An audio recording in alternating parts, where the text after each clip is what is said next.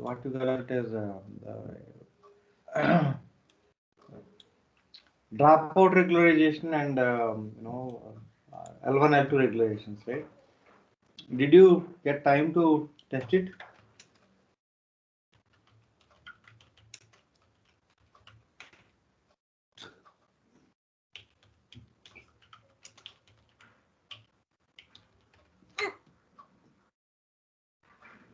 Even if you don't have GPU, right? Try to install Ubuntu dual boot and start using it, because in real time you should definitely use it. Okay. So let me run some code on the what you call it as the regularization, okay? And then we'll jump into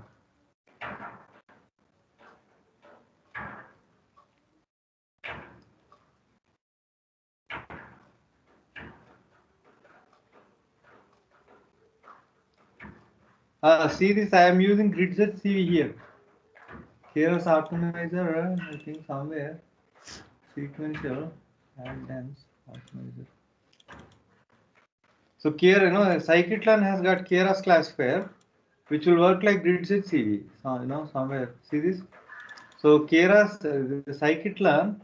Okay, let me. I think there are two ways of doing GridSetCV.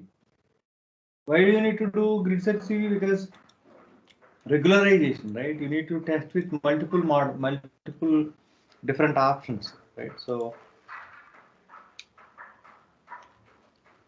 let me run this.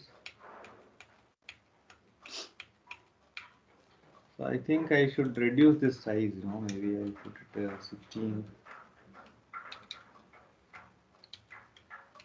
It will run fast. Okay.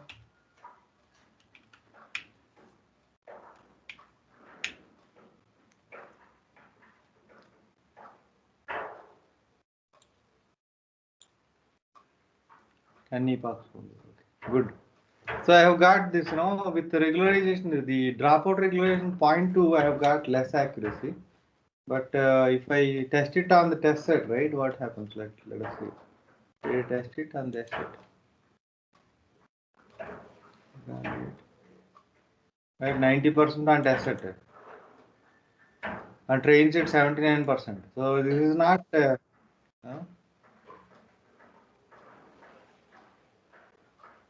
So let us change it to 0.1. Right? The model is underfitted, so I am reducing the regularization.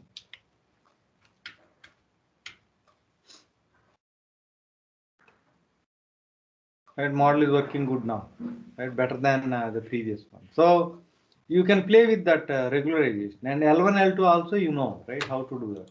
So kernel regularizer and this kernel regularizer, right?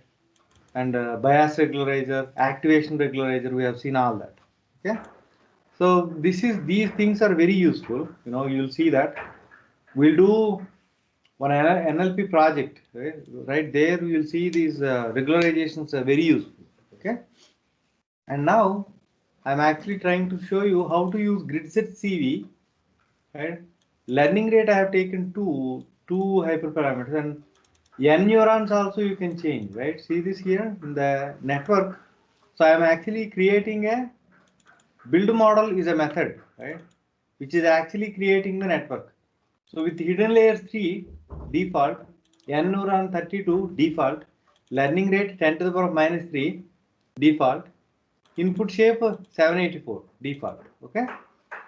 But when you pass some values, right, some variable values, it will take those values. So it's a default valued method. And I have taken a sequential class and I'm adding layers, right, input layer. And then for n hidden layers, right, I'm adding layers. So n hidden layers, range of n hidden layers, layer 1, I think this thing is not needed actually. You can put like that also. Okay. If you put underscore, right, you are not using whatever the value is coming out of it, you are not using it. It is just to, just to do the loop. Okay. Then model.add dense n neurons activation relu. Right. The last node is 10 node dense layer I added. Only dense layer I added, I think. Is this? Hmm.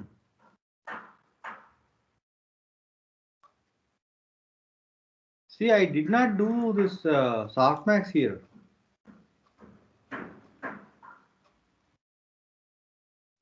Sparse character accuracy.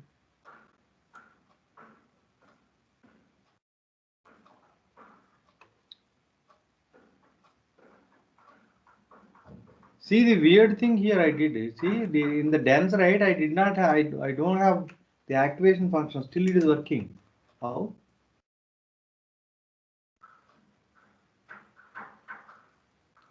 Maybe it is trying to predict the number. No. Let me put activation here.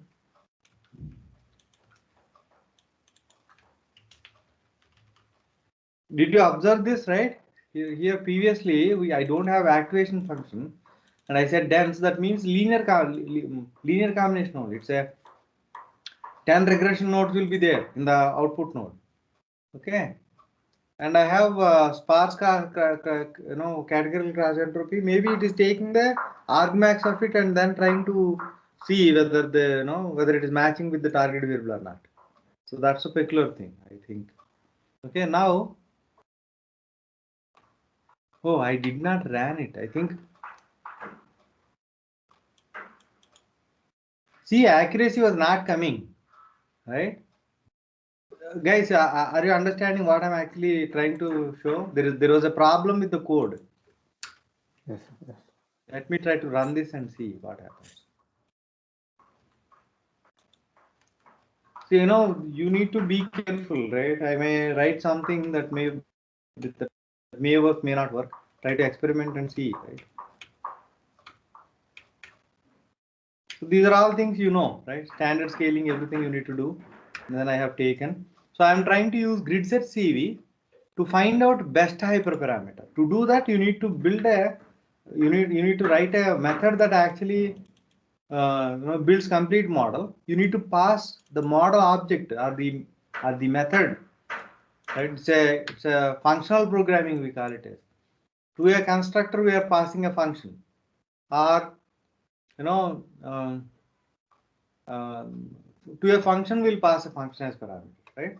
So Keras wrapper scikit-learn, we have Keras classifier. So we passed this method there, and then param distribution, and we are using GridSetCV where the class is going to be Keras classifier and a param distribution. In the param distribution, see this here, n underscore hidden, n underscore neurons, learning rate, all these are the parameters of the function. Right? This whole class will take the function parameters as these class parameters. Okay, we are directly passing those class parameters. If you observe in our what you call it as in our machine learning classes, right? We were using class underscore underscore variable name, some kind of denotion there, right? So like this we were doing, right? If there is a class, right? Maybe polynomial features, right? We were actually doing like that. For polynomial features, this is the parameter we are passing. But here directly we are using the parameter. That means this Keras classifier will automatically make these parameters as its own, this class parameters. This is like the model now, right? This is the model now. This whole thing is the model. Okay. So now I am doing GridSetCV. The model will not work here. See that the accuracy, you are getting 18 accuracy, 16 accuracy, 17 accuracy, like that, right? Model is not working good. Okay, why it is not working good? Because here this is a mistake. At last layer I had dense 10, that is linear regression output. So I need to put activation function here. softmax. Okay, now let me restart everything and run.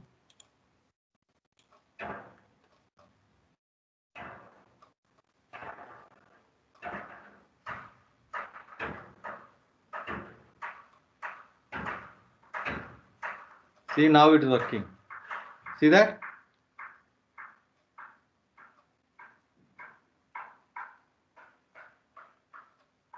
What? Accuracy went down. Okay. Why is it coming back? See, there is other problem here. With each epoch, right, it is starting from base. No, it is going back to the base number.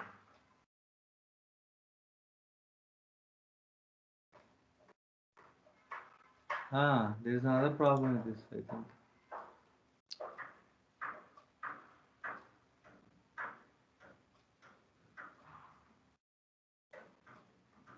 There is another problem with this approach. I think it is not taking the previously trained weights and then it is starting. So see that, guys? Did you observe? So in the first epoch at the last iteration, it actually reached to 71%, and the second iteration it should start from second epoch it should start from 71. Somehow it is starting from the base one. So there is some parameter or something is missing here. Maybe I have to see. Maybe model.compile we need to put it outside. Model.fit is what we need to run multiple times, right? So fit is ran multiple times.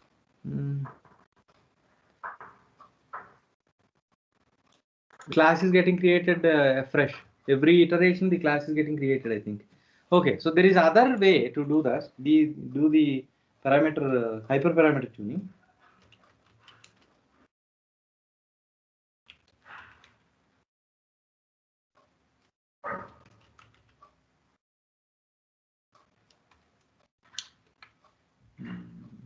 Yeah, Keras tuner. Okay. See, you need to install this. Okay. So I am in a particular environment, right? So if I let me try to see who is there.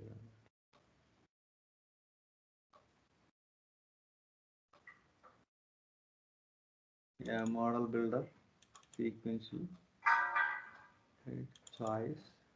Yeah, we have to give hyperparameter like this. So let us change this code. Okay, let us change this code. So this is very useful. This is very useful. Okay. So not grid says Keras tuner.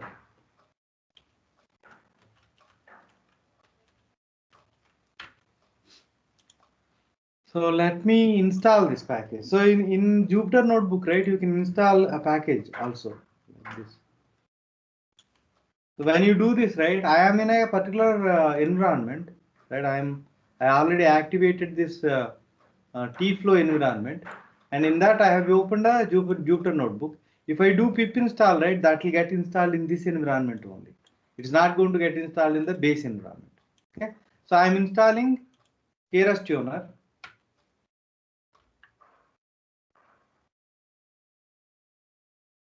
Did it install? It should show actually. I don't know. Okay, maybe it would have installed. So let us try to import the package.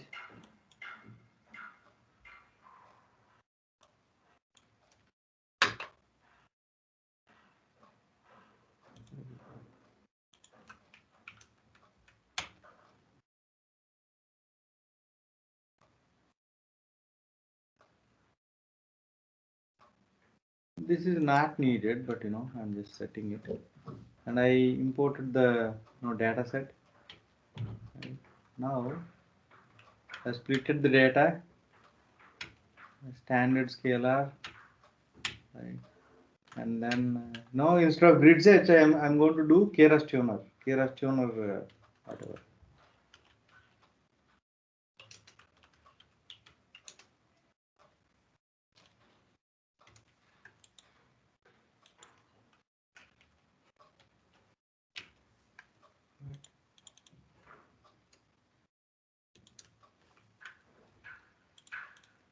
Okay, now let us copy this. This method is needed.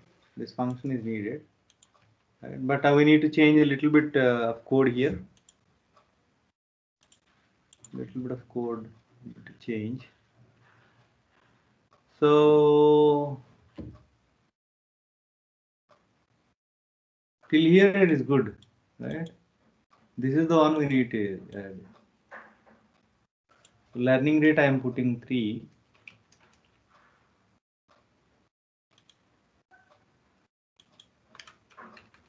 So we are not going to use the param grid and all, right? We have to.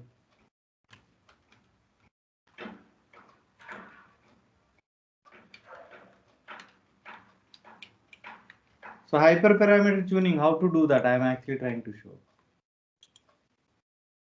Again 4 only. 4 more.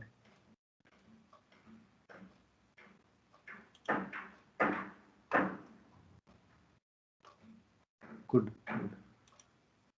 Okay. So learning rate, choice, values, right? So okay.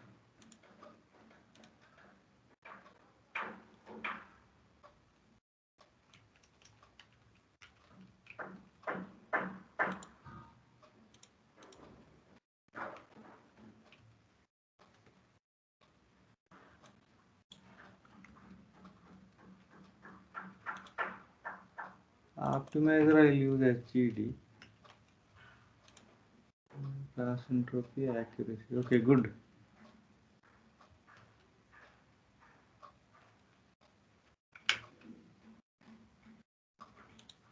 LR learning rate. Okay. I think it is LR. Maybe we'll see. Oh my god. Keras optimizer the guy is using. Okay, I need to put this here. Let me try to put this and see what happens. Okay. Let me take these things out. Okay, now we built a model, right? Now I need to KT that hyper.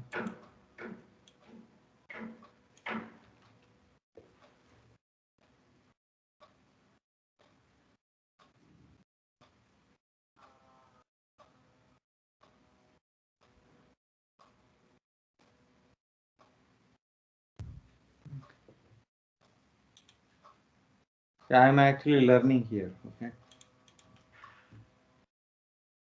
And do we have KT there?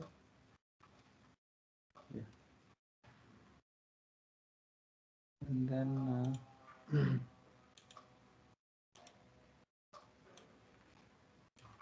you can put this or not. That's not a big deal.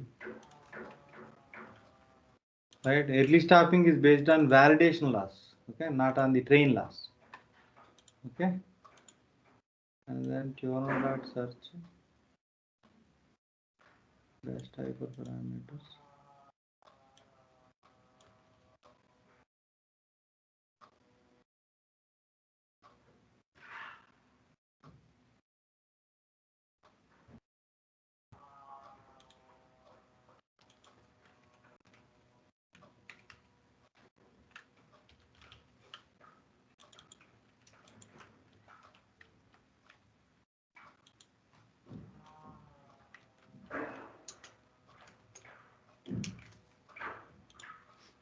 I think code should work directly, but we'll see. Building training. This part, this part.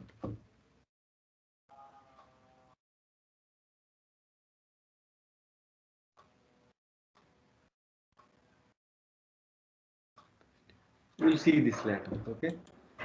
So till here we'll try to execute and see what happens. Right. So I built a model.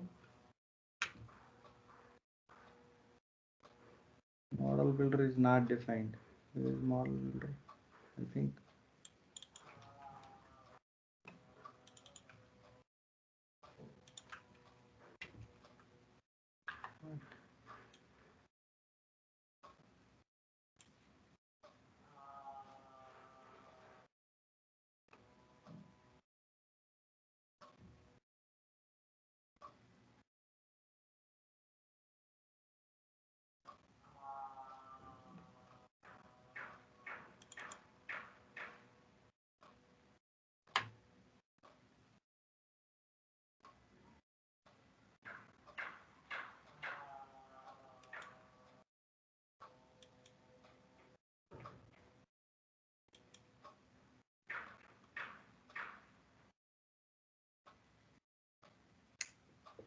Give me 1 second.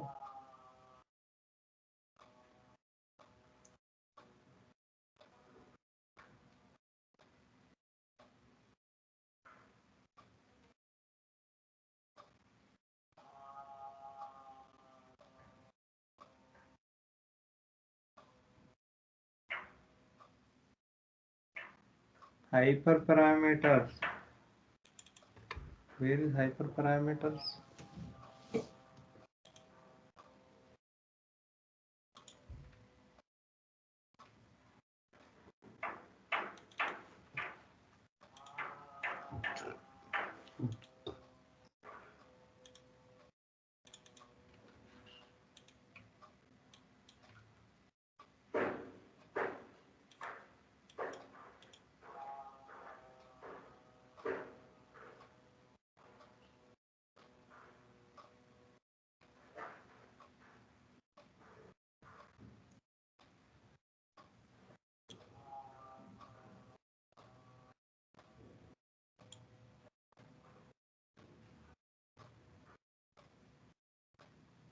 Do you see hyperparameters variable somewhere here? Or class? No, right? No, sir.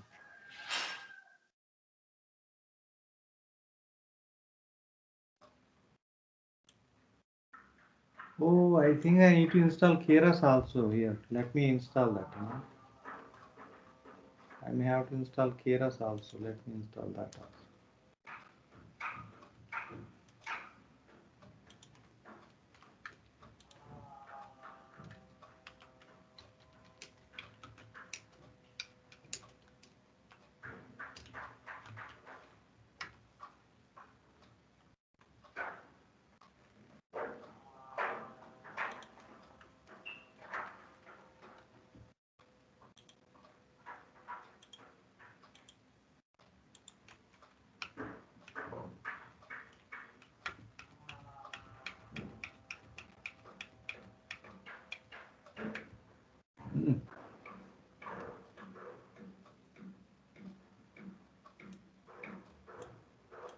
Invalid model.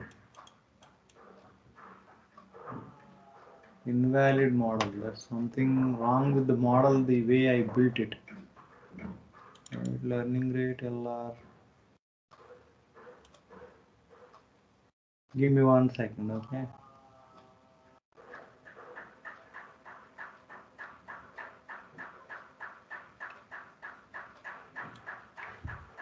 Try to put this as it is and see what happens.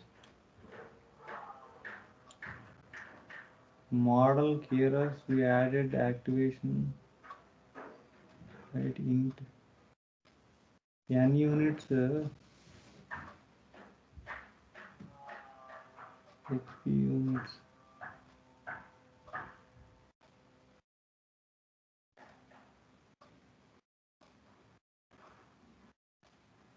Oh, it is all Keras layers. It is not TensorFlow Keras. So we need to write Keras code here. So I think this will not work. This will not work. We know we need to do more experimentation here. Right? This will not work. I think because what my code is all TensorFlow Keras code, and these guys actually wrote Keras code, so this may not work.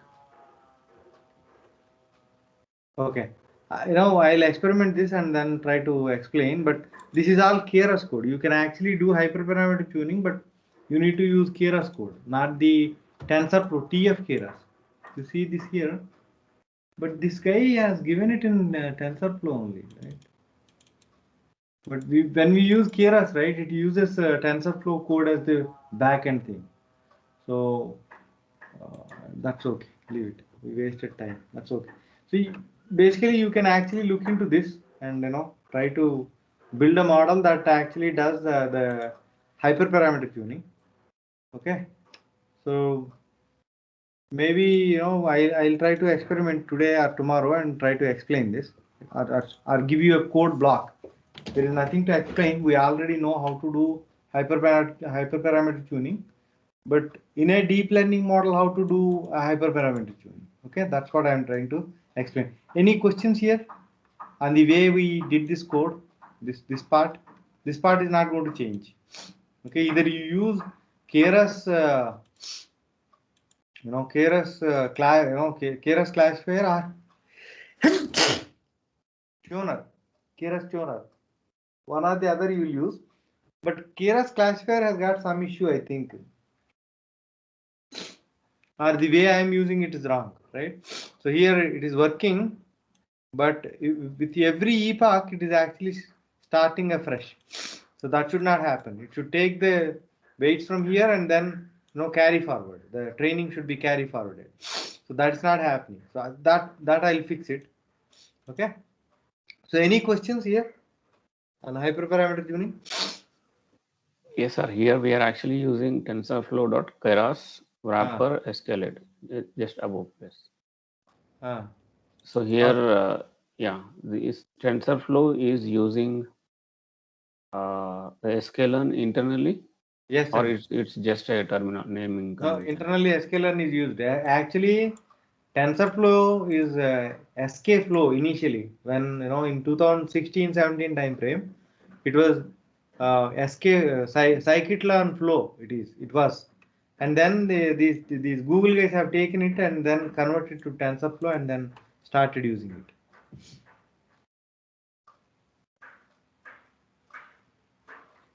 See, if you observe this here, right, learning rate and n-hidden, n neurons 8.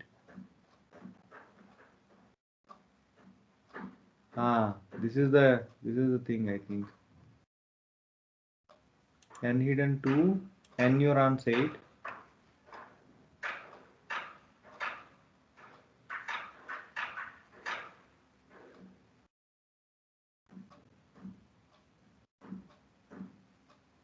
N-hidden 3, n neurons 8. And the hyperparameters are changing there. That's where the learning is changing, actually. Right? This is right. This is correct only. Right? Ultimately, it gave the best parameters as this. Got it? This is actually working.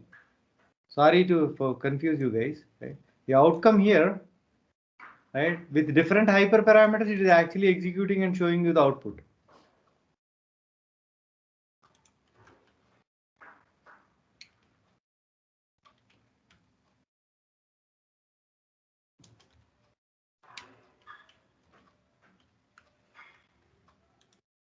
N neurons 8 and hidden layers 2. Okay. So now we should get a 1 into 1 into 3. We should get 3 sets of whatever. So this is working. This is actually TensorFlow Keras approach. This is just Keras approach. The other one we saw that, right? That's just Keras approach. Let's see. We should get 3 sets. Okay. This is first set with learning rate 0.2, n hidden a2 and n neurons 8.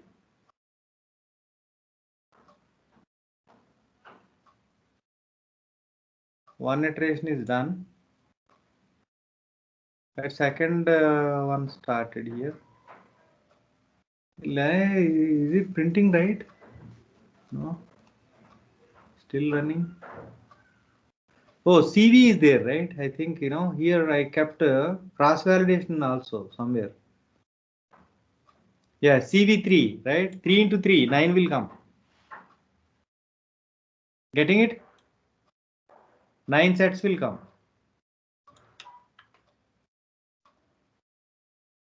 Fitting 3-fold for each 3 candidates. Totaling 9 fits. Okay? And then this is first set. With first hyperparameters, this is first cross validation. This is second cross validation. This is third cross validation. Okay. Now it changed the learning rate. Right? Hidden nodes and n neurons are same, right? Learning rate changed. From here again, you will have 3 sets. This is second set, second cross validation. This is third cross validation. Right? This is over, right? And the third set is started here. and then three sets will run here. Right? Got it? Got it? Any questions here? So what is changing inside each set? Yeah, I'll show you. Okay. So now the best hyperparameter took is 0.01 and 2. With best estimator, we are actually building a model or predicting whatever, right? Okay. I think there is some warning here. We'll see that later. So if you observe, do you understand this fitting threefold for each of three candidates? Total 9 fittings.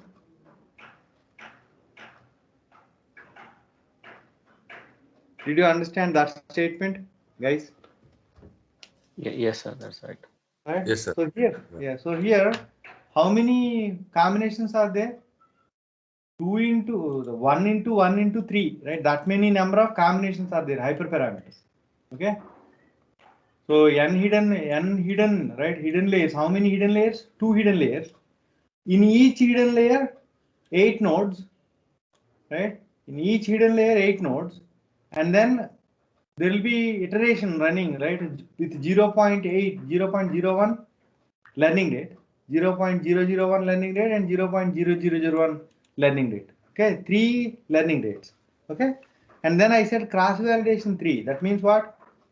With this set of hyperparameters, it will run threefold cross validation. What is threefold cross validation? It makes the data set into 3 parts, this train set into 3 parts.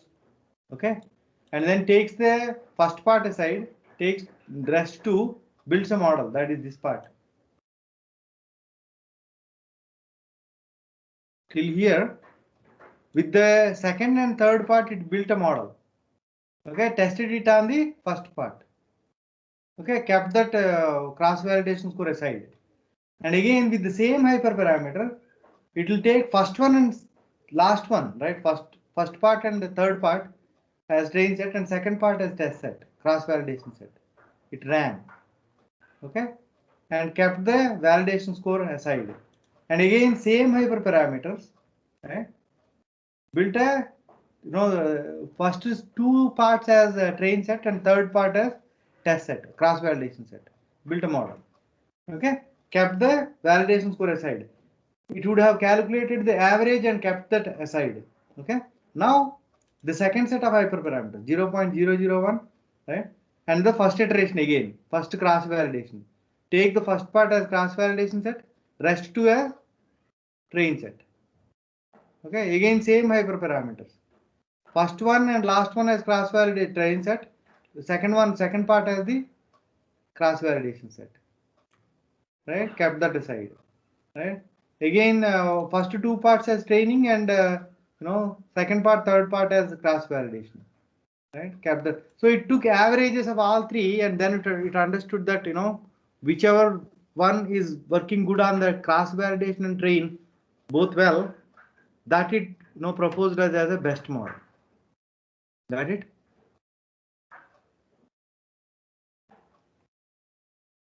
Got it?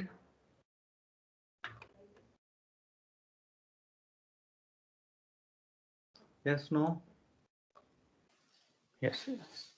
Right. So if you reduce this, you will see more clearly. You reduce that to 2, you will see more. So this is better approach when compared to the other one, right? This is Keras model. This is TensorFlow Keras model. When I say Keras model, right? If you use what you call it, you can actually use Keras with a backend of PyTorch. You can use Keras with backend of TensorFlow also. By default, it will use TensorFlow, but but if you use TensorFlow directly, right, it's going to give you more flexibility, more methods, and more, uh, it is more capable, right, in terms of doing whatever. Right? Once GridSetCV is there, best parameters, best score, and best estimator, whatever, right?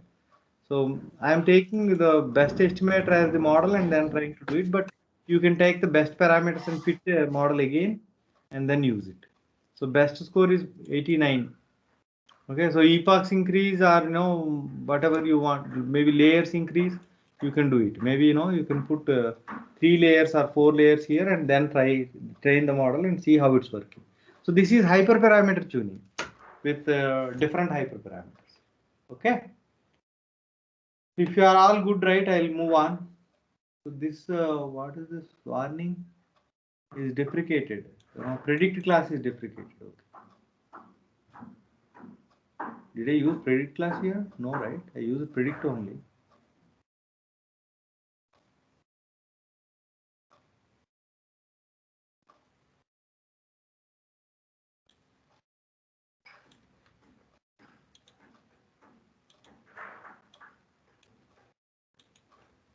-1 axis -1. Y axis -1.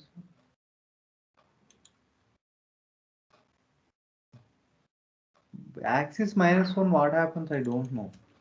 That guy actually suggested to use axis is equal to -1. Right? I don't know what happens when you use axis -1. This part you know, right? This I already explained.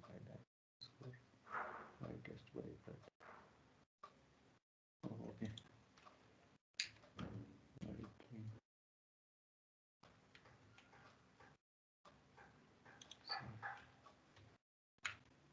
What?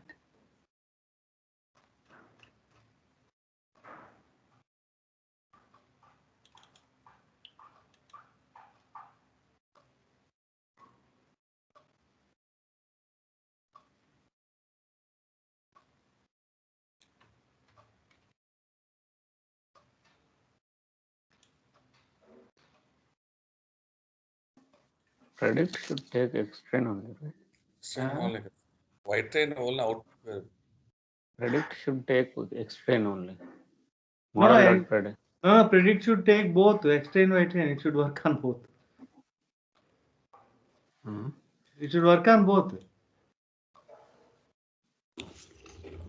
Is white No, train sir. correct? White train is output, sir. White train is output, right? Oh, sorry. X test, sorry. Y pred. Yeah, Okay. X test. Sorry. X test I should have kept, right. So here the accuracy was tested on test set, so I should have kept X test. I am X test. okay, sorry. What? -1 maybe access.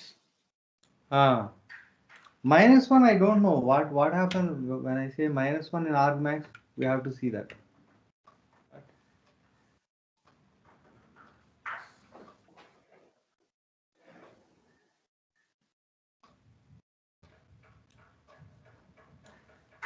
Singleton array. Maybe the dimensionality. Maybe average. Let us see the shape of it.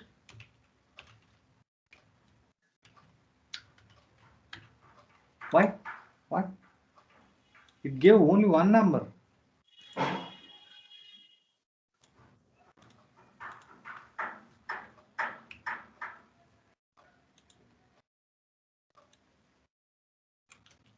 This we saw on that other day, right? So I got okay. So it predicted. So no need. I think it is already directly predicting it. So no need of argmax here. So if it is a sparse matrix, right, then we need to use argmax. So that's the mistake there. That's good. Now it's working. Okay. So I made the code work. So that's the good thing. I'm a bit, laxed because tomorrow and day after tomorrow also we have classes, right? So I'm just okay. So that is about the hyperparameter tuning, right? We have seen only couple of hyperparameters only, the L1 regularization, L2 regularization, and dropout only. But we have more hyperparameters. Before we go into more hyperparameters, I'll try to explain what is exploding and vanishing gradients. Okay. So if we don't choose the weights properly, or what I'm saying is, in any neural network, initial weights are going to be chosen randomly. Right? If the initial weights chosen randomly are not appropriately chosen, there will be, the network may get into vanishing or exploding gradients. The problem with that is model may not learn. The network may not learn, proper pattern when the gradients explode or vanish.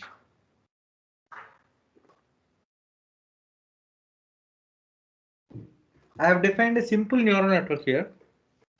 I tried to put some notation here. Don't be worried about that notation, right? It's a simple neural network. It is taking two inputs, x1 and x2, and there are two hidden. There are n number of number of hidden layers. Okay, these dotted lines say that there are many layers in between the second layer and the teeth layer. Okay, so at the t number of hidden layers and y. So exploding and vanishing gradients problem will happen in a neural network which has got too many hidden layers. But you may build a neural network with 100 hidden layers.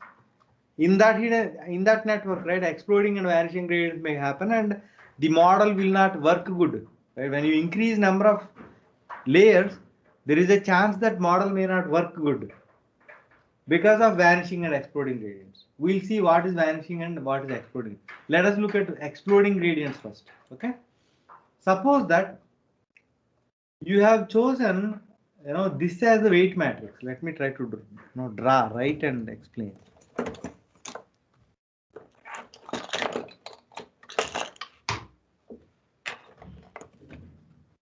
Suppose that you chose that as the weight matrix. Okay. So when I say weight matrix,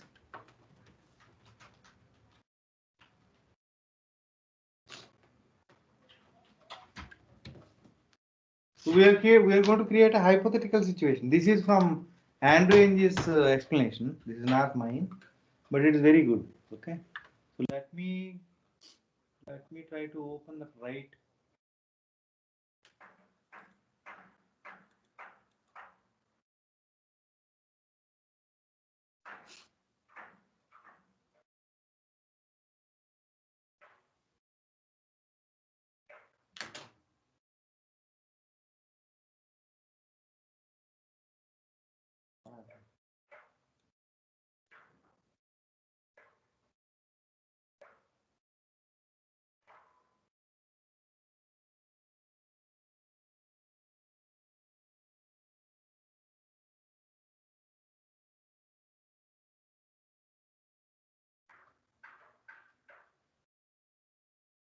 What happened? The right is not.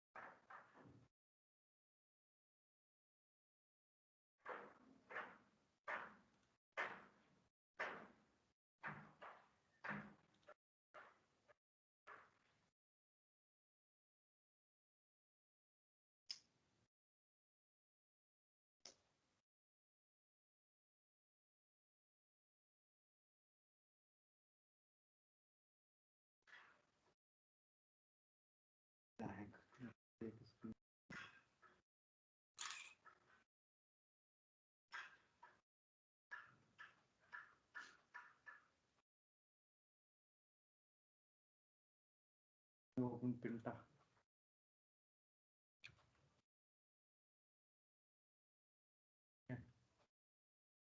So suppose that the network is like this. There is x1, there is x2, right? There is a neuron here, there is a neuron here, neuron here, neuron here, and n number of neurons are there, and there is the output node, and there is y cap, and that cost function, everything is there, right? So to get in, calculate this neuron's outcome, you need two weights, right? To calculate this neuron's outcomes, you need two weights. So suppose that these two weights are, those red two weights are 0.5, 1.5, sorry, 1.5 and 0, 1.5 and 0. So this is 1.5 and 0, these two vectors. And for this node, right, it is 0 and 1.5. Suppose that, I have taken a diagonal matrix. For explanation purposes, I've taken a diagonal matrix. So this outcome, right, this outcome is going to be, this is x, right? x1, x2, I can say it is x. Okay. If I multiply this matrix with this, will I get the outcome of these two nodes? What happens when I multiply these two matrices? This row multiplies this column, right? So 1.5 into x1 plus 0, right? That is what 0 into x2. Sorry.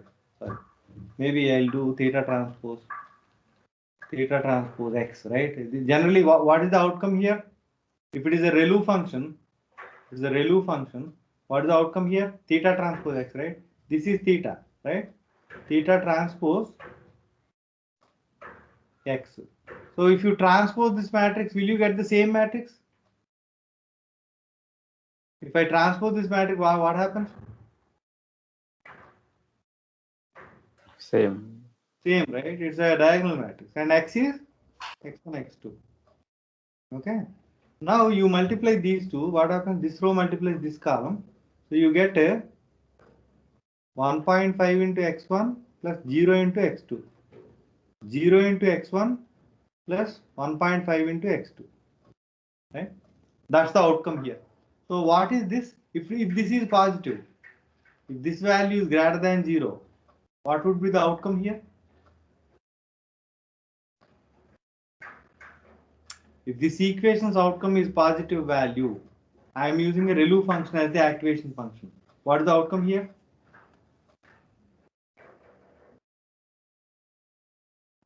Same, right? Whatever is there, same will come, right? If x1 and x2 are positive, you will get a positive value, right? Positive, yeah. Right? Even say, x1, x2 are positive, I am saying, so here also the same thing will come, right? Instead of representing my outcome like this, right, I am going to represent it like this. Okay, the first node's outcome, right, first layer's outcome is x1, x2 into 1.5, 0, 0, 1.5. Okay. Now suppose that in the second layer also same weights. Second layer also same weights, right? Same, the theta matrix did not change. Theta matrix is equal to 1.5, 0, 0, 1.5. Okay. If the same matrix comes, right, the outcome of this one is going to be into 1.5, 0, 0, 1.5.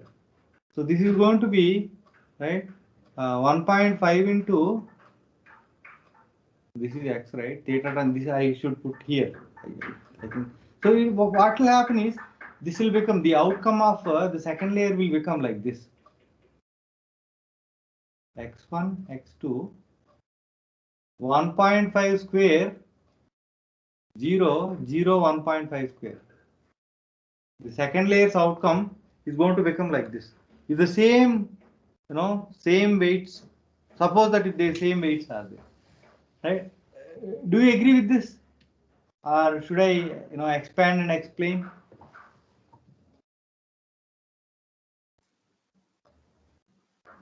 Do you agree with that? Huh? That is fine, but will that be the case? Will the same weights be taken? No. We are actually creating a hypothetical situation here to explain exploding gradients. Okay.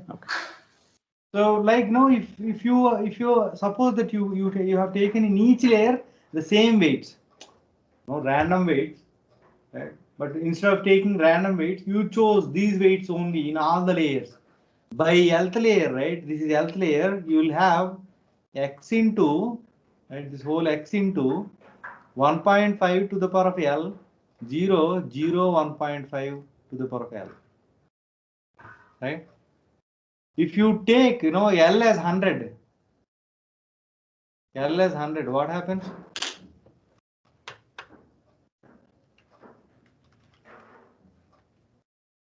What? 1.5, where is the math? advanced mode, 1.5 to the power of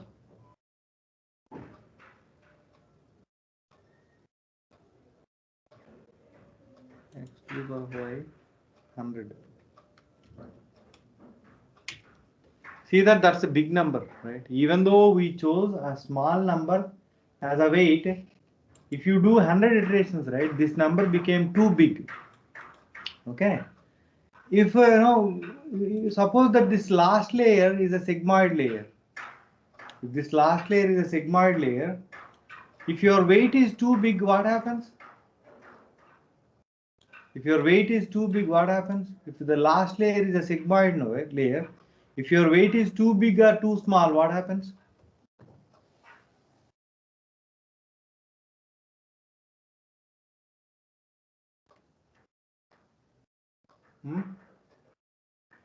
Derivative will become 0, right?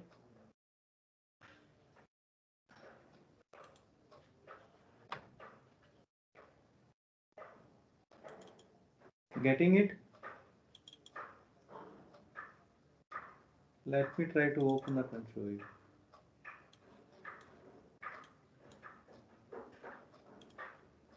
Give me 1 second, okay? I'm just trying to pull something here. And if you see this here, right? When your weight mat, Z value is too big, what happens? It falls into this flat space, right? When it falls into this flat space, the derivative becomes 0. When the derivative of the activation function becomes 0, will W move? Will the W move? No. No. Then what happens? Will the learning happen? No, learning will stop. Learning will stop, right? So that is the exploding gradients problem. Okay. So if you have, irrespective of what numbers you choose here, whether they are small or big, in a big neural network, right? In a huge neural network with too many hidden layers, by the time it reaches the sigmoid function, the weights may become too big. That way it may actually get into the flat space, and whatever calculation happen, it may all get nullified here. In the back propagation, the algorithm will not learn. Whatever weights you chose initially, those weights will stay there. That is called the exploding gradients problem. There is a chance for it because the weight chosen was bigger than 1. Okay, if you choose a weight which is less than 1, right? Let me try to put it in a different way. 0.99 I am taking. Right? Let me wipe this whole thing out. Getting wiped out.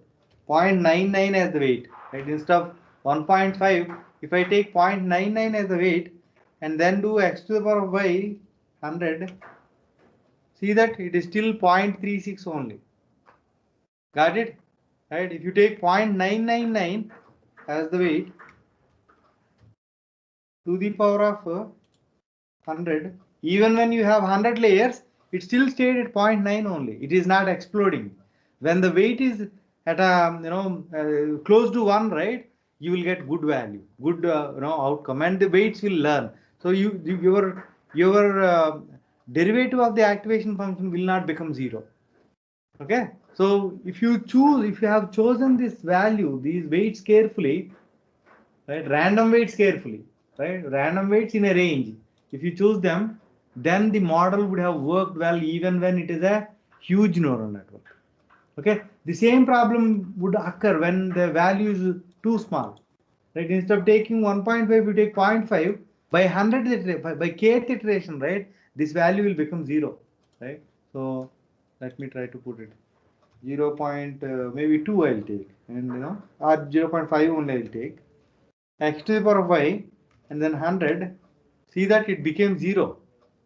Right? By the time it reached to 100th layer, the weight became 0. When weight becomes 0, right, ReLU actually becomes flattened here, right? There is no derivative at 0, and again the weights will not get adjusted. Back propagation will fail. When weights are not getting adjusted is the learning. When weights are not getting adjusted, that means there is no use of your neural network. So these two problems are called as vanishing and exploding gradients, right? gradient is exploding or gradient is vanishing, right? That's the right. So weights are exploding or weights are vanishing. That way, I don't know why they kept it as vanishing and exploding gradients. Gradient means generally slope, right? So, the point you got it right. So we should choose these random weights carefully in a range. Then your weights will not explode or vanish even when the network is too big. Got the point?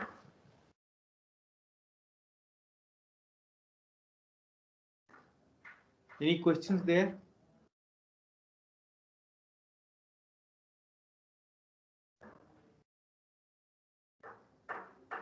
Good. So how to control it? How to control this exploding and vanishing gradient? So the derivative becoming Hmm. 0, Hmm. I did not get a bit on it. Okay. When the values, the weights are huge, you said the derivative will become 0. Yeah, that point we covered here, right? So Yeah, when maybe your that. when your Z value is too big, right? What happens? Are too small? What happens on the sigmoid function? It will fall on this flat space instead of falling on this curvy place. In sigmoid function, right? There are two problems. If it falls are here, right? Your derivative, if it falls here, right, it will become a linear function, right? If it falls here, right, the slope becomes 0. Two problems. If it becomes linear function, multiple nodes will learn, if multiple nodes outcome is falling here, right, it may become linear. When the function's outcome becomes linear, right, all those functions, all those nodes whose outcomes become linear will all predict the same thing. Even though you have 5 nodes, no use. One node, whatever it is doing, the 5 nodes will also do the same thing. Second thing is, if the g of z value falls here or z value is too high, the linear combination of inputs is too high, the slope becomes 0. When the slope becomes 0, in the gradient calculation, right, the dj by dw0, we are actually calculating derivative of activation function also. See this here, da1 by dj1 dz and db by dz we are calculating. This db by dz will become 0 because the slope of the activation function is 0. When it is 0, right, you are in the chain rule, you are multiplying. The total, this value becomes 0. When W0 is equal to W0 minus 0, W1 is W1 minus 0, right, U is equal to U minus 0, right? So you will stay there only. Did you get that? Yeah, all the points I got it, but how the derivative is becoming 0, I'm not sure. The slope, right? Derivative is nothing but slope. Yeah. Slope of this line is 0. This is a parallel to x-axis, right? Yeah, but Deri- with graph, yes, I understand. uh, I was just trying to visualize so on what the derivative is calculated and how it is becoming 0. see, one point you remember is slope and derivative are same. Yeah. If you take an equation and calculate slope with linear algebra or using calculus derivative, you get the same value. Okay, that point is clear, right? Yeah. Suppose your z value is always falling here. When will it fall here? Z value with different w's, you are getting big Z, right? With different w values, you are getting big Z always. You are running network, right? Multiple times you are actually iterating through. Always you are getting, a Z value which is big. Then you will get a line, right? With all those data points, if you try to draw a graph, you will get a straight line which is parallel to x-axis. And to that straight line, if you calculate a slope, whether using derivative or linear algebra, you get 0. That slope is needed in the back propagation algorithm. Did I answer your question? Did I try? I tried. Yeah. So when we talk the same thing in the context of exploding, Hmm. so it actually reaches the max and then maybe the learning won't happen. Or When in a neural network, when the weight matrix becomes too huge, in that network you will have exploding gradients problem.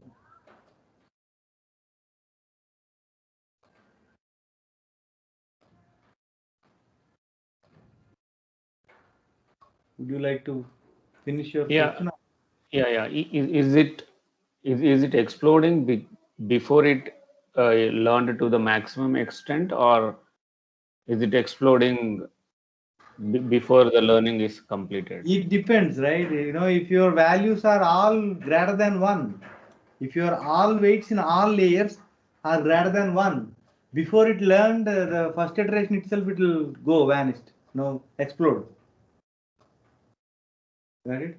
All these weights are greater than 1, all these weights are greater than 1, all these weights are greater than 1, right? By the time it reaches, 50th or 60th layer, weights will become too big, right? By the time it ends here, the slope will become 0 and it will not come back.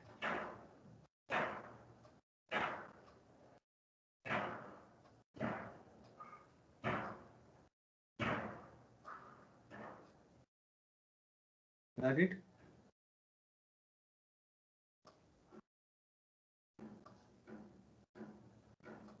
No? I got disconnected in between, sir.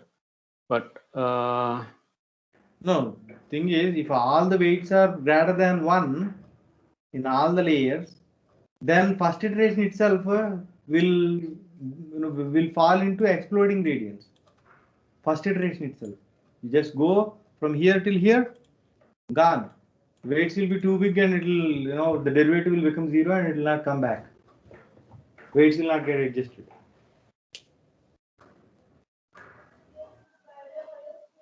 yes, sir. How the slope will become 0 in the first iteration itself?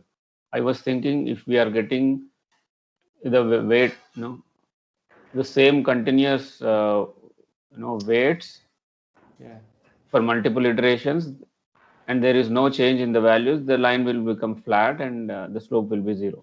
Yeah, that is theoretical, right? You are actually trying to look at the actual equations, right?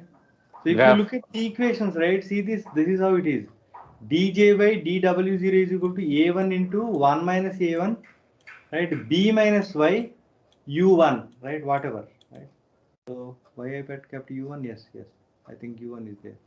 So in this whole process, right, you need to have a1 values and b values also, b value also, right?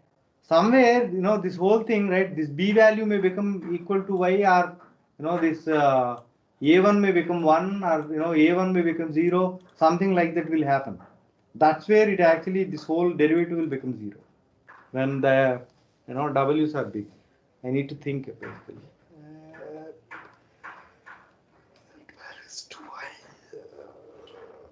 B value is going to be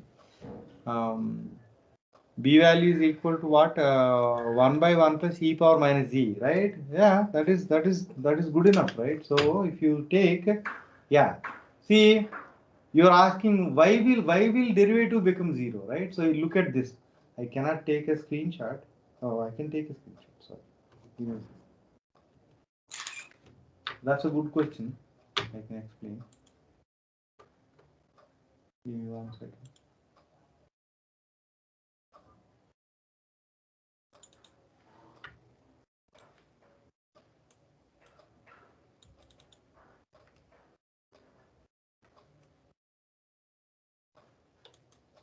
This thing is okay.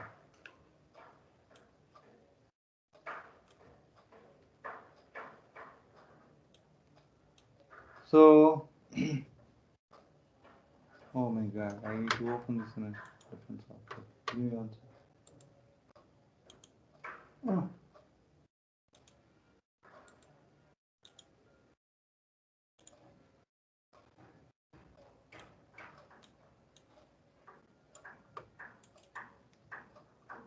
Windows is convenient for general purpose, and Ubuntu is convenient for development. Right? This is we are stuck in between.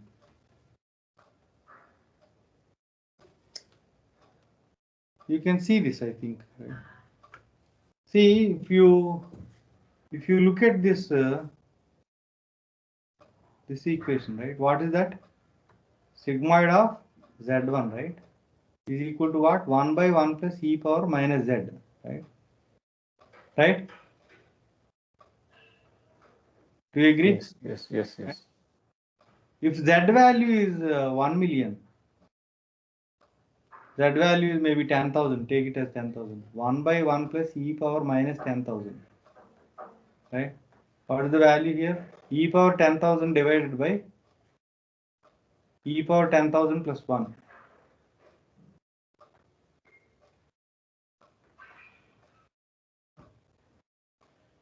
Right? How much is it's going to be? Is it going to be 0 or Close to 1. Close to 1. close to 1, right? Yeah. Maybe Now, if you 0.99. put it into this equation, what happens? 1 into 1 minus almost 1 into b minus y into u1. This became 0, right? This derivative became 0, right? Yeah. Right? That's how it becomes.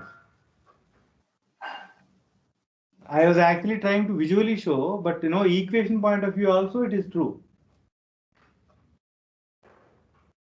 I think, I did this notes long back and I had this intention to explain, but nobody was understanding. So I stopped explaining and I forgot also. Now you asked it, right? So I came back here. Got the point? Yeah, yes, sir. Your question may be there is a big number, why will it become 0, right? Maybe Yes, sir. when in the vanishing gradients, maybe it makes sense because the number is becoming small and it is becoming 0, 0, 0, it is matching. But here the value is too big, the linear combination is too big. Why is it becoming 0, right? Because of this. Ultimately, when you calculate this derivative of all the functions in the network, you will get equations like these, where you substitute the values, you get 0. Okay. So that is exploding and vanishing gradients, and to avoid that, right, initialize weights close to 1 might reduce it, right? I have shown you, right? 0.999, if you take all the weights around 0.999, the outcome, the last node will also have the similar kind of weights there, so that it will not fall into exploding, vanishing, and the weights will get adjusted a little bit. Okay. So these are the techniques to actually initialize. Right? Weight randomly initializing, that's the first point we have seen. But randomly initializing, there is no guarantee, right? When you initialize random weights, right, all may actually be chosen greater than 1 or maybe less than 1 or close to 1. But we can have a control over it. Weight vector must not be too big or too small. That's what we can do that with this kind of initialization. These are initial ways of initializing, but now we have, Xavier initialization, He initialization, Yoshobenjo initialization. These are different heuristics. When I say heuristic, right, they experimented with different numbers. It worked. Okay, so if we choose too small or too big numbers in weight vectors, sigmoid and tan h might come up, tan h functions might come up with a big positive or negative number. Right? This will make derivative of the activation function close to 0. W might not change as expected, right? The back propagation is not happening. This will lead to a biased model. Biased model is underfitted model. Now, one of the approaches to help reduce this is how you need to choose. So I think the previous layer vector plus 1, current layer vector, right? What is this? This is the dimensionality of the matrix, right? This is the dimensionality of the matrix. In the previous layer, if you have n number of features, n number of x's, there is a bias term, right? N plus 1 into current layer nodes, that much, right, that much matrix you need, weight matrix. Got it? This is the weight matrix dimensionality. This is, got it? We are randomly initializing and multiplying that with 0.01. so that the weights are going to be, if the weight is too big, it will nullify it. If it is too small, right, it will actually make it even smaller. So this is a heuristic again. Somebody tried this. It made it work on a huge neural network, right? And then another way is to random initialization of weights multiplied by 1 by square root of n, right? Why this works is for ReLU 2 by square root of n. This brings variance of the weights to 2 by n. Variance of the weights means if you look at the total, total matrix created, all the weights will be, right, all the weights variance will be is 2 by n. Okay, 2 by n means n is the number of inputs in the previous layer. So n is the previous layer's number of inputs. Okay, so you can use the approach as this approach works as number of input features. So random initialization. So these are other ways of initializing, but the bottom line is that when you initialize weights, the initial weight should be in normal distributed fashion. Right? If you take weights between -1 and +1 and normally distributed, then most of them will be close to 0, and a little some numbers will be close to -1 and +1. That way it will actually neutralize. Total calculation it will try to neutralize and bring it down to some place around 1 or between 1 and 0. But the linear combination will get neutralized.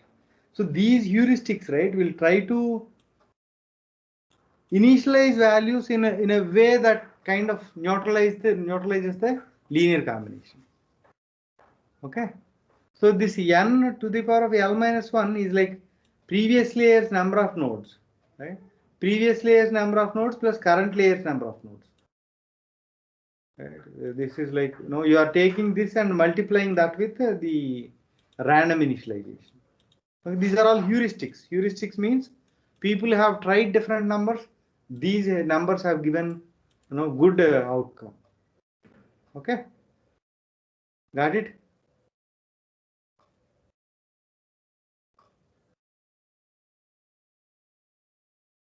So that's it for today. Tomorrow we'll see mini batch gradient descent, and then we'll go into the advanced optimization technique, and maybe we'll try to practice a little bit also.